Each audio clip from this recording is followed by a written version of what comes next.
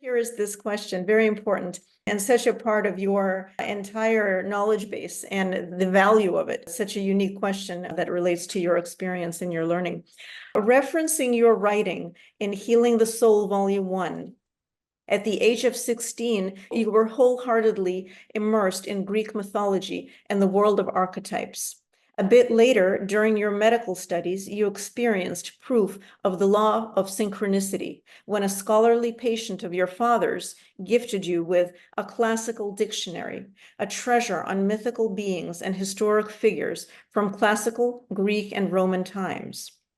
And here's what you say in your book. You say, the timing was perfect. My research into the Greek myths coincided with my launching into the study of homeopathic materia medica. Hence, my acquaintance with the archetypes of the materia medica and those of the Greek myths developed apace. And so the question would be, how is homeopathy connected with the Greek archetypes? If you could speak to that.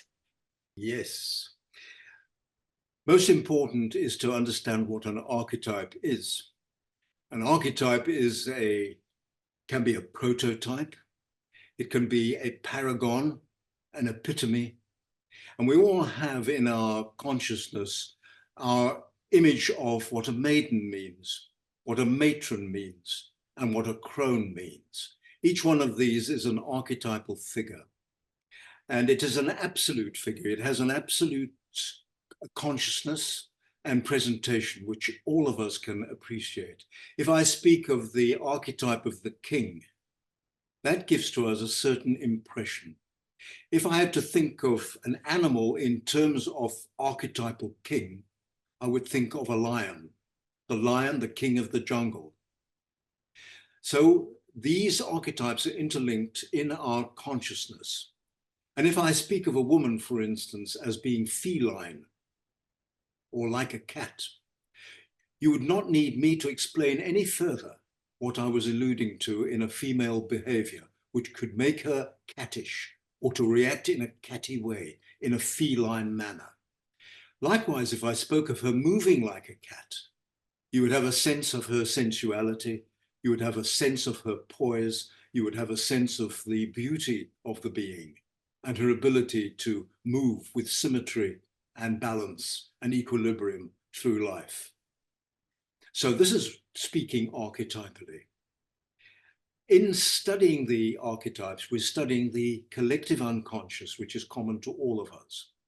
Within all of us are these impressions which all humans have had over centuries. 100,000 years of Homo sapiens has accumulated a wealth of impressions which are intuitive, instinctive, and intellectual.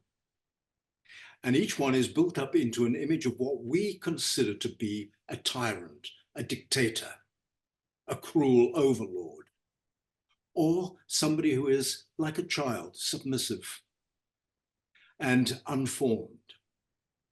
And we can identify these within nature.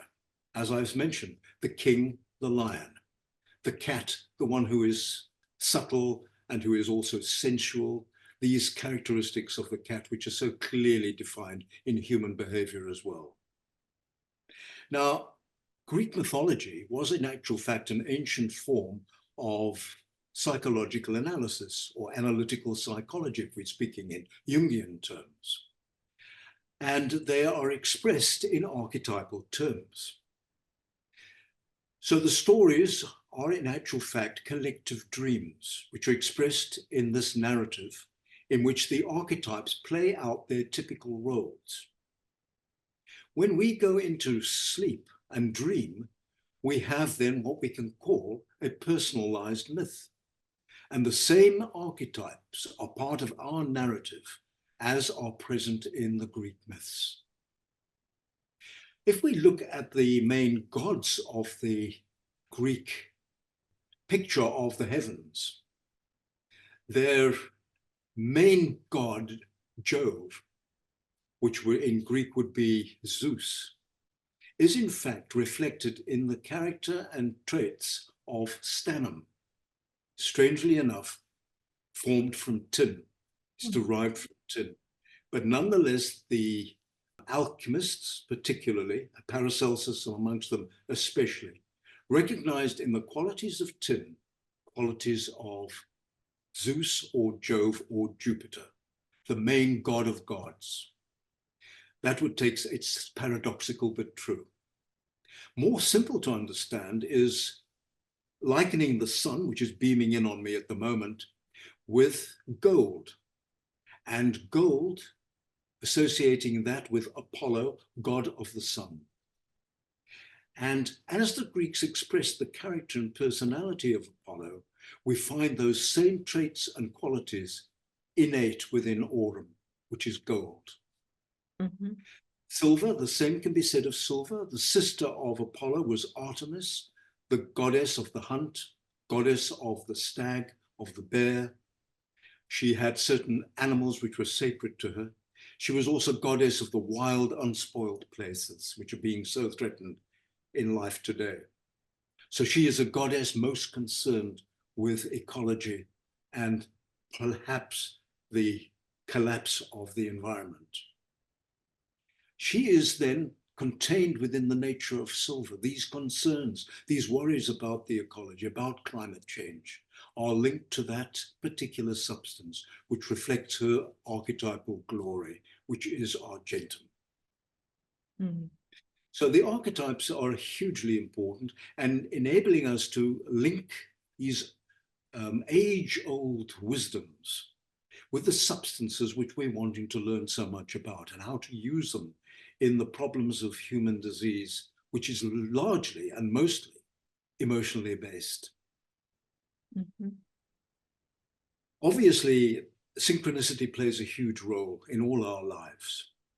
And the fact that I was spontaneously, and not due to any input from family, interested in Greek mythology and had these synchronistic happenings that occurred, which strengthened my interest and empowered me in that regard, long before I knew of how it was going to link to my homeopathic studies. It was long before. I had no idea where this would lead.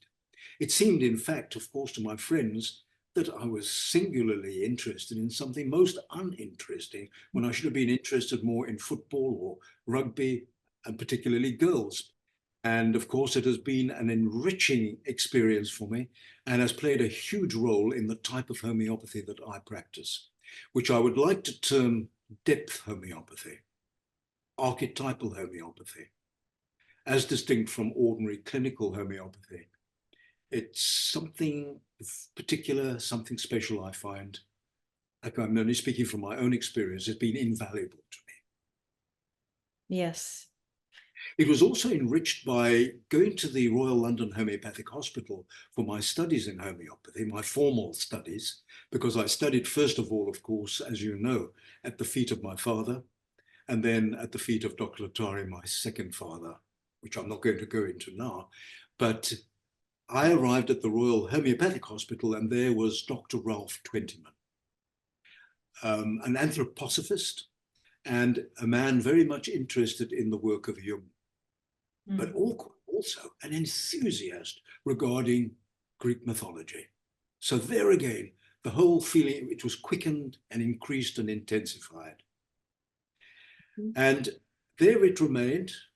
It was then utilized in my practice, but it was when I started lecturing and writing that it really started to take shape on a deeper form for me.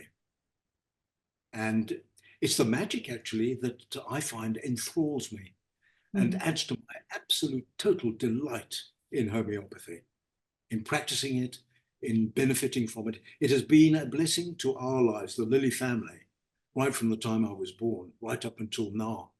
You know, the children have only known homeopathic remedies. We've always had that friend beside us to look after us in times of crisis, emotionally or physically. Wonderful. Fantastic. I hope that answers your question. Yes, it's a wonderful. Very important. Let me just emphasize again that the fact that we dream in myth. Therefore, the understanding and unraveling of myth is vital to the unraveling of dreams and the understanding of the message that a dream is imparting. Dreams always come as a result of dialogue being established between the higher self and the lower self. That's very important. Wisdom is coming from a higher dimension into a lower dimension. Now, just as the ancients would go to the shrine of Apollo in Delphi, and they would speak to the Pythia, the Pythoness, the message that she would give would be in cryptic form, something that has to be unraveled and understood. And that is how our dreams present. It's in a mythical form. It is a narrative that has to be understood. It's a parable. It's a parable. Metaphor, a metaphor. Yes. Metaphorical wisdom. So to be a dream reader, you need to be a myth reader. The two run parallel. You need to be able to decode the archetypal themes and characters of our collective subconscious, of our collective psyche that we are trying to work through. Yes. Yes. These are all images lying within the collective unconscious, which are common to all of us. Yes. And it's a rich source of inspiration. The writer, the moment you start writing, creative writing, you're delving into the collective unconscious and into the common archives from thousands and thousands of years of living experience. Yes. That certainly is a depth that is very obvious in your work and in the way you approach the cases. And it's very evident in your books and fascinating, really a fascinating aspect that is so rare. It's really quite a gift to have that. But yes, you've answered this wonderfully, answered this first question in a very comprehensive enough way for the time that we have right now. So it's great to have this rich content and rich information from you. And of course, it can go on and on. This is such a deep question, but it's great on this level.